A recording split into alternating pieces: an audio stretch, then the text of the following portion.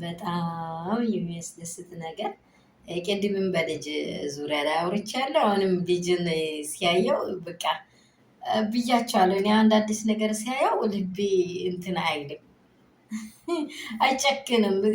አብርሽ ልጁን ይዞ ፖስቶ አይቼው በጣም ደስ ብሎኛል። አንዴት ይሄትም ስታወራ ሰማሁኝ። በቃ ምንድን ነው ልጅ በእውነት አብርሽን ምንም አይደለም፣ ይሄ ልጅ ነው ከምንም በላይ ወደ ቤቱ የሚያመጣው። እኔ ከመጀመሪያ እስከ መጨረሻ እያወራው ያለው ይሄን ጥያቄ ነው። ይሄ ልጅ ነው ወደ ቤቱ የሚያመጣው። ይሄ ልጅ ነው ከእናቱም እንዳይለይ የሚያደርገው። ለምን? የልጅነቱ ልጅ ነው። በቃ የልጅነቱ ለእናቱም ለአባትም የልጅነት ልጅ ነው። ገብቷችኋል?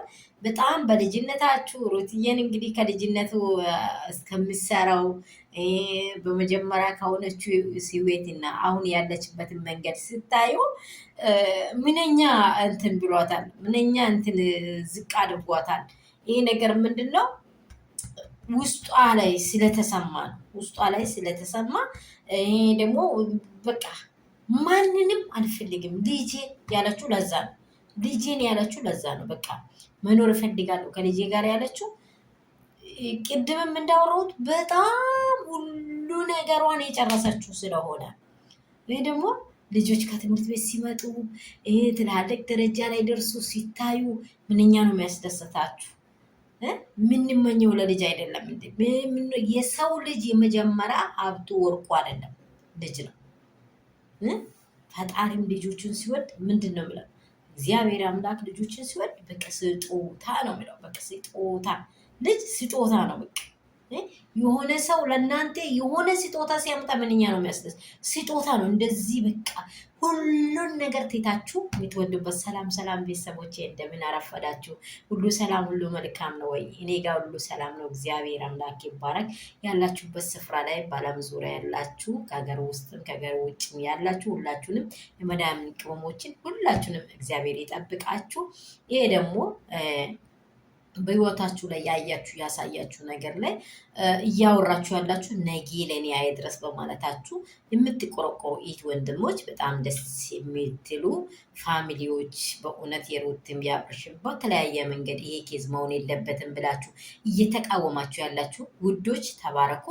በጣም ወዳችኋለሁ፣ አከብራችኋለሁ። ይህ ቪዲዮ ደግሞ የሚደርሳችሁ አዲስ ነኝ፣ ላይክ ሰብስክራይብ ደግሞ ሼር በብዙ እንዲታደርጉ ይሄ ደግሞ እያደረጋችሁ ፋሚሊ የሆናችሁ ያላችሁ እናንተ ብያችኋለሁ።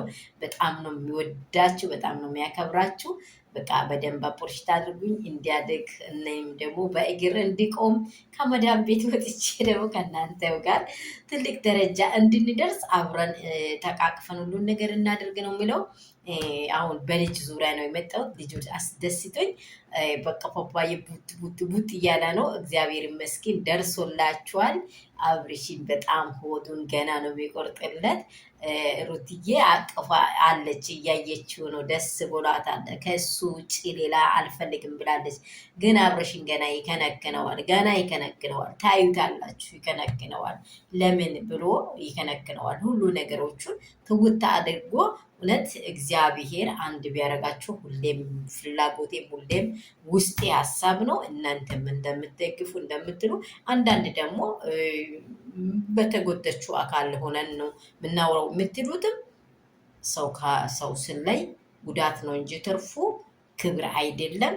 እግዚአብሔር አንድ ያደርጋቸው። የኛ ሀሳብ ይሄ ነው። ሁሌም ሀሳባችን ይሄ ነው። እግዚአብሔር አንድ እንዲያደርጋቸው ነው። ልቦና እንዲሰጣቸው ነው። መልካም መንገድ እንዲመለሱ ነው።